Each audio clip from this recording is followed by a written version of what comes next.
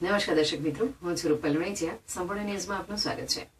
બનાસકાંઠા જિલ્લામાં આગામી તારીખ 26 ફેબ્રુઆરીથી 18 માર્ચ દરમિયાન ધોરણ 10 અને 12ની બોર્ડની પરીક્ષા યોજાનાર છે, જેને લઈ વહીવટીતંત્ર દ્વારા તમામ તૈયારીઓને આખરી ઓપ આપવામાં આવ્યો છે.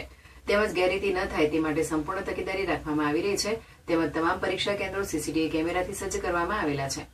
બનાસકાંઠા જિલ્લા તેમજ વાવથરા જિલ્લામાં યોજાનાર ધોરણ 10-12 બોર્ડની પરીક્ષાને લઈ શિક્ષણ વિભાગ દ્વારા કલેક્ટર મિહિર પટેલના માર્ગદર્શન હેઠળ તમામ તૈયારીઓને આખરી ઓપ આપવામાં આવ્યો છે. આ વખતે બનાસકાંઠા જિલ્લા તેમજ વાવથરા જિલ્લાના કુલ 7 ઝોન ઉપરથી પરીક્ષાઓનું સંચાલન કરવામાં આવશે અને 139 એસએસસી અને એચએસસીના સેન્ટરો ઉપર પરીક્ષા લેવામાં આવશે. જેમાં આ વખતે કુલ 88,350 વિદ્યાર્થીઓ બોર્ડની પરીક્ષા આપશે. પરીક્ષા દરમિયાન વિદ્યાર્થીઓને કોઈપણ જાતની તકલીફ ન પડે તે માટે તમામ તૈયારીઓ કરવામાં આવી રહી છે.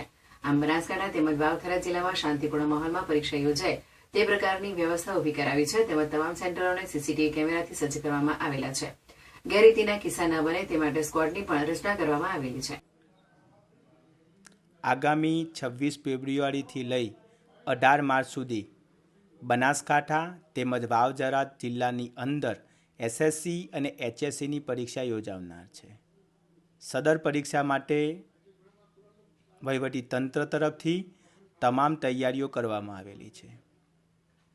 બનાસકાંઠા અને વાવ જિલ્લાની અંદર કુલ 139 એસએસસી અને એચએસસીના સેન્ટરો આવેલા છે.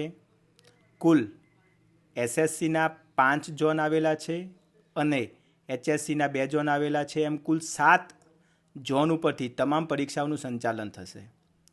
આ પરીક્ષાની અંદર બનાસકાંઠા જિલ્લાના કુલ 88,350 બાળકો પરીક્ષા આપવા જઈ રહ્યા છે. માન્ય કલેક્ટર સાહેબના માર્ગદર્શન નીચે તમામ લાઇન ડિપાર્ટમેન્ટના તમામ અધિકારી સાથે સંકલન કરવામાં આવેલું છે. બાળકોને આરોગ્યની સુવિધા પૂરી પાડવામાં આવશે, બસોની સુવિધા પૂરી પાડવામાં આવશે, તેમજ પોલીસ ડિપાર્ટમેન્ટ તરફથી પણ બાળકોને જ્યાં જ્યાં જરૂર હોય ત્યાં સહાયતા પૂરી પાડવામાં આવશે. આ જ સમયે ઝોન ઉપરથી પ્રશ્નપત્ર નીકળે છે ત્યાંથી લઈ શાળા સુધી પહોંચે છે ત્યાં સુધી પાટા એપ્લિકેશન દ્વારા ઓનલાઈન એ પ્રશ્નપત્રો ટ્રેક કરવામાં આવશે, જેથી ગેરરીતિ અને અન્ય કિસ્સા ઘટાડી શકાય. ઉપરાંત જિલ્લાની અંદર વર્ગ 1 અને વર્ગ 2 અધિકારીઓ જે છે એમને ઓબ્ઝર્વર તરીકે પણ નિમણૂક કરવામાં આવેલી છે, જેથી પરીક્ષા સ્થળ ઉપર સદર અધિકારી હાજર રહી સંપૂર્ણ ગેરરીતિ ન થાય એ માટેની દેખરેખ રાખી શકે.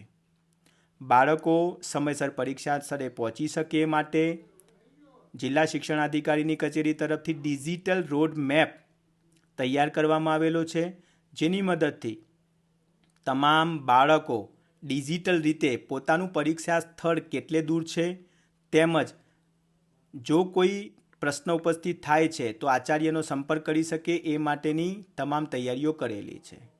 ઉપરાંત પરીક્ષા સમય દરમિયાન પરીક્ષા સમય પહેલાં પણ બાળકોને તણાવગ્રસ્ત ન થાય અને ભયમુક્ત રહે એ માટે બનાસ પરીક્ષા પથદર્શક નામની એક પુસ્તિકા તૈયાર કરવામાં આવેલી છે, જેના મદદથી તમામ એક્સપર્ટ વિષય નિષ્ણાત શિક્ષકો એમને